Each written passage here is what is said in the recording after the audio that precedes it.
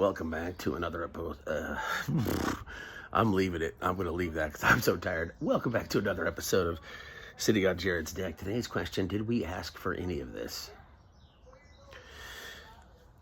Man, I tell you, yesterday I hosted this big car show, and there's probably, 14,000 people there. And it's just America at its best. All kinds of different people.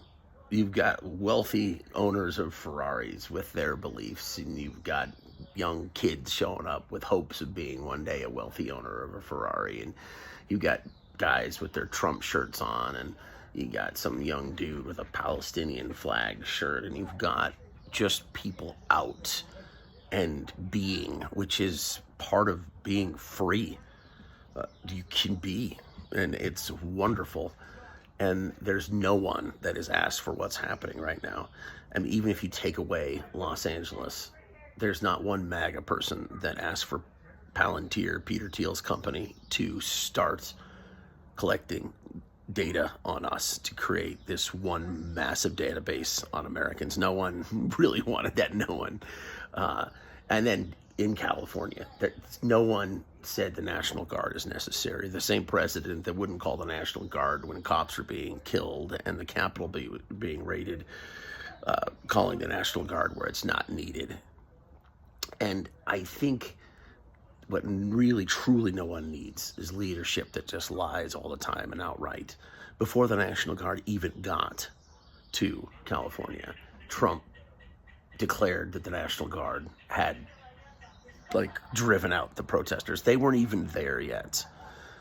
And the grossest thing that nobody wants, whomever you are, was the federalizing of state guards, which just a year ago, our Department of Homeland Security Secretary Kristi Noem said that if Joe Biden federalized the National Guard, then it was war, militia, activate. And that's what she just did, which is interesting to me. The NRA is absolutely worthless all these years, just proving that everything they've said was a marketing scam to get you to buy guns when you may not need them, because this is where they were supposed to rise up, the militias and the NRA and the government, the Republicans preaching states' rights for centuries, and then Stephen Miller, or Pee Wee German is the best nickname, the most Nazi in our current administration, telling California it wasn't up to them anymore. And nobody wants that. Nobody wants a suppressive state. But I'm going to try to spin some good news out of this. My mom's optimism is whirling around in me like some kind of light up ballerina. But here's what they want is violence. They need violence in the streets. They need chaos. They need terrorist attacks. If I were you, I would not fly on a plane. I would not. Okay, just stay close to the ground, because Donald Trump is a desperate man right now. His buddy Elon Musk has got the tools to bring up whatever, as he already has an Epstein, and everybody's like, duh. And right now, there's a lawsuit coming from New York about election results that make no sense. Kamala Harris getting 0 votes in Democratic strongholds. Well, Kristen Gillibrand, the Democratic senator, got 400 votes. Harris got 0. Trump got all of them. And these questions being raised, and the Epstein thing, which he spends really all of his energy trying to deflect, is heading right at him. So he's going to do crazy, desperate stuff. Nobody wants that. What he wants is violence in the streets.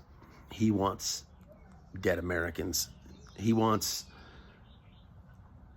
people getting attacked on TV, whatever it takes, so that he can enact what he needs to do, which is to declare martial law, which is to say eventually that we need to postpone elections. He just needs that so desperately.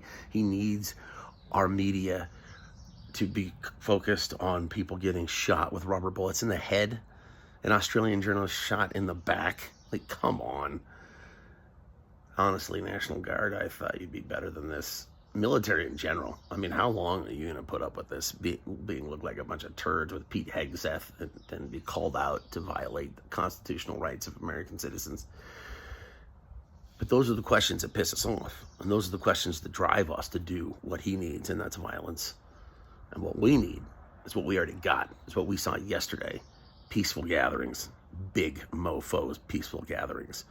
We may not all have 400 fancy cars to stand around and gawk while we drink concessions, but we need to get together. And I know June 14th, that's happening in Denver at Civic Center.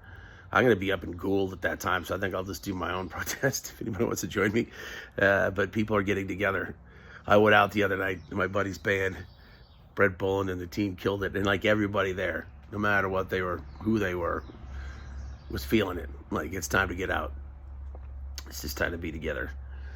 And if it was going to take a wild con man to do it, then okay.